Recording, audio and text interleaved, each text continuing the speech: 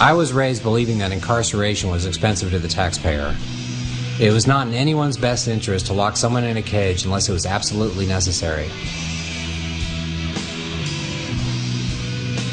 In the mid-1980s, a law was passed that allowed privately owned corporations to build and operate prisons.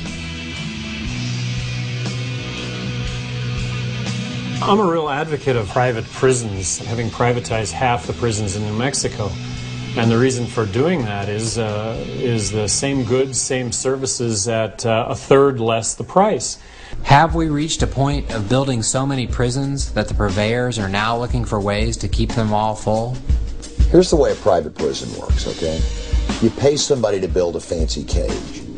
Then you fill it up as far as you can get it, which is pretty full. Full of people that, the people that built the cage get paid $40,000 or $50,000 a year to just keep in the cage. You have corporations like Wackenhut, they just changed their name, Corrections Corporation of America, that house prisoners, nonviolent drug offenders. As a matter of fact, I think 60% of the increase in prison population under Bill Clinton, which was like 1 million people, of the 60% of that new prison population are nonviolent drug offenders. Now, if you've got 5,000 people in your cage and you're being paid $30,000, $40,000 a year for them, that's a lot of money. And if you can, on top of that, use them as your private property, as chattel property, that you can then make do work or produce things that you get paid for on top of that, what a great deal. Now, where I come from, when you transform a person into a piece of property, that's called slavery.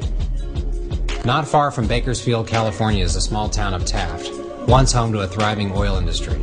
But like so many oil towns across America, the oil finally dried up. Like many bankrupt towns, a private prison stepped in to save the day.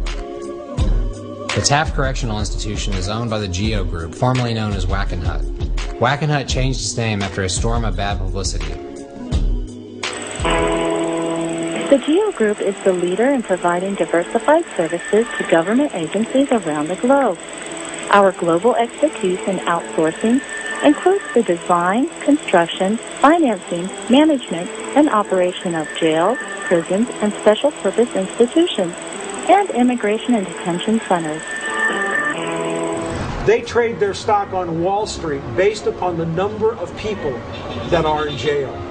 If that isn't sick, if that isn't the best definition of sickness in a society, in a culture, in a civilization, I can't tell you what is.